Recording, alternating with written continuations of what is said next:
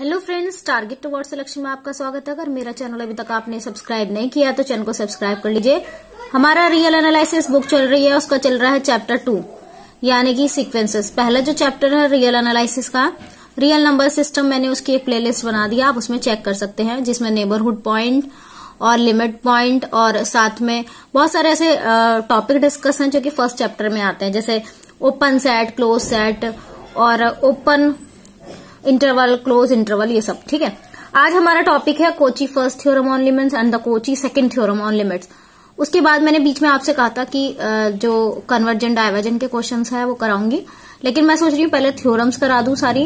Sandwich theorem हुई, Kochi first theorem हुई या सेकंड थ्योरम हुई, उसके बाद कराने के बाद ही सारे क्वेश्चन एक साथ करेंगे। अब हम करते हैं Cauchy first theorem on limits. तो देखिए क्या होता है, limit n tends to infinity Sn equal to L आपको गिवन है। If limit n tends to infinity Sn is equal to L है, तब हमें प्रूव करना पड़ता है limit n tends to infinity S1 plus S2 so on plus Sn upon n is equal to L। Okay, ये हमें prove करना पड़ेगा। अब हम क्या करते हैं कि ये प्रूव करने के बाद, यानी कि अब हम इसका कैसे प्रूव करते हैं वो देखिएगा। प्रूफ मैं एक कंसीडर करती हूं, सपोज करो मेरा एक सीक्वेंस है Tn, तो मैं कंसीडर कर रही हूं डिफाइन ए सीक्वेंस Tn। तो हम क्या कर रहे हैं, Sn is equal to L plus Tn।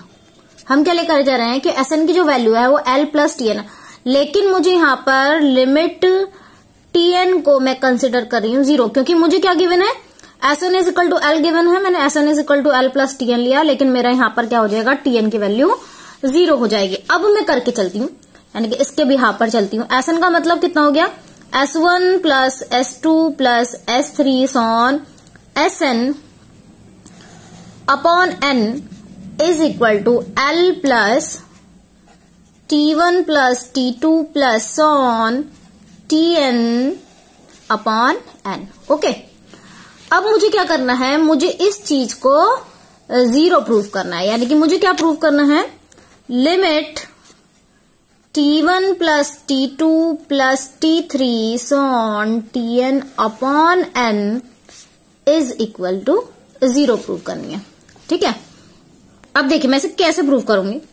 मैं कह रही हूं एक लेट करा मेरा एप्सिलॉन जो है, जो कि ग्रेटर देन 0 होता है ऑब्वियसली, है ना। बी गिवन है, बी गिवन।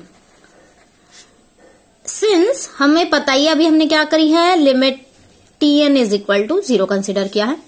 अगर मैंने इसको 0 कंसिडर किया है और कहा है therefore there exist a real number, ले ले real number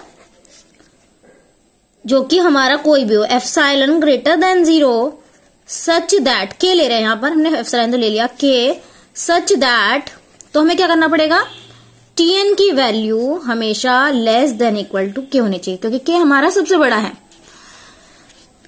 for all n is greater than equal to m, और इसके लिए for every n belongs to capital N। अब हम क्या करेंगे, n के लिए वैल्यू लेंगे तो इसे m तक लेकर कंसीडर करेंगे। मेरा क्या था, T1 plus T2 plus on Tn, यानी कि मैं इसको कैसे लिख रही हूं, T1 plus T2 upon Tn upon n। अब देखिए कैसे ब्रेक करूंगी, इज इक्वल टू, मैं क्या ले रही हूं, इसके बीच में m की वैल्यू ले रही हूं, यानी कि n की वैल्यू बड़ी है m से, m कहीं ना कहीं छोटा है, यानी कि बीच में होगा टर्म, मैं उसी को कंसिडर कर रही हूं। T1 plus T2 plus T3 so on Tm, m तक ले लिया, अपॉन n प्लस, अब m प्लस 1 से लेकर n तक ले लूंगी, m plus 1 Tm plus 2 so on Tn upon n। अब आप जानते हैं ट्रायंगल इनइक्वालिटी रूल से क्या हो जाएगा, ये आपका हो जाएगा T1 प्लस T2 अलग अलग ले लेते हैं, plus T3 so on Tm upon n plus Tm plus 1 plus T M plus 2 so on T N upon N. Okay, ये अब इक्वेशन को मान लेते हैं। हमारी इक्वेशन 1 जो थी वो पहली वाली मान लेते हैं। इक्वेशन 2 जो है, जैसे मैंने इसको कंसिडर किया था आपका एक, क्योंकि हम टीएन की वैल्यू 0 मान रहे हैं और एग्जिस्ट कर रहे हैं एक ये, तो यहां पर हम मान लिख के चलते हैं कि T N minus 0 is less than equal to, T N ही मान लेंगे पूरा, लेस देन एप्सिलॉन बाई 2। ये हम इक्वेशन 2 मान लेते हैं और इसको 3 मान लेते हैं कि क्योंकि हमारा ये सुप्रीमम वाली यानी कि बाउंडेड वाली कंडीशन है, बाउंडेड वाली कंडीशन, तो हम इसको मान लेते हैं इक्वेशन 3। ठीक है, अब देखिए हम कैसे लिखते हैं। अब हमारा लेस देन इक्वल टू हो गया। देखिए ये m टाइम है तो m अपॉन n के लिखेंगे, m अपॉन n के। ये मैंने क्यों लिखा, इक्वेशन 2 जो थी मेरी, आप इसे देख सकते हैं, इक्वेशन 2 कहाँ, ये रही। अगर मैं tn माइनस समथिंग लिख रही हूँ, tn लिख रही हूँ, तो ये लेस देन एप्सिलॉन बाई 2 है, तो मैंने ये m अपॉन के n लिख दिया, इसके बारे में ये लिख दिया। ठीक है, अब इसी तरीके से मैंने करा पूरे n में से m माइनस हुई अपॉन n, लेकिन इसको मैंने लिख दिया एप्सिलॉन बाई 2, क्योंकि जब भी आपकी कुछ चीज माइनस वाली आ रही है, ये वाली, तो एप्सिलॉन बाई 2 कंसिडर करें, अदरवाइज k कंसिडर करें बाउंडेड की कंडीशन में। ये बाउंडेड है तो बाउंडेड की कंडीशन में हमने k कंसिडर कर लिया, और जो क्योंकि ये माइनस है, tn माइनस m माइनस करा है, तो एप्सिलॉन बाई 2 कंसिडर कर लिया। ठीक है, अब हमें पता है कि जो वैल्यू होती है 0 से लेकर n minus m upon n की वैल्यू 1 के बराबर बीच में होती है, तो हम इसको कैसे कंसिडर करके लिखेंगे। अब हम इसको कैसे लिखेंगे, हम हमारी जो इक्वेशन थी mk upon n plus n minus m upon n into epsilon by 2। अभी मैंने कहा उन दोनों के बीच में होगी, तो दोनों के बीच में मैंने देखिए इक्वल का साइन नहीं लगाया, mk अपॉन n तो ऐसी ही रहेगी, प्लस ये जो वैल्यू है वो 1 हो जाएगी, यानी कि एप्सिलॉन बाई 2 इसका आंसर आ जाएगा।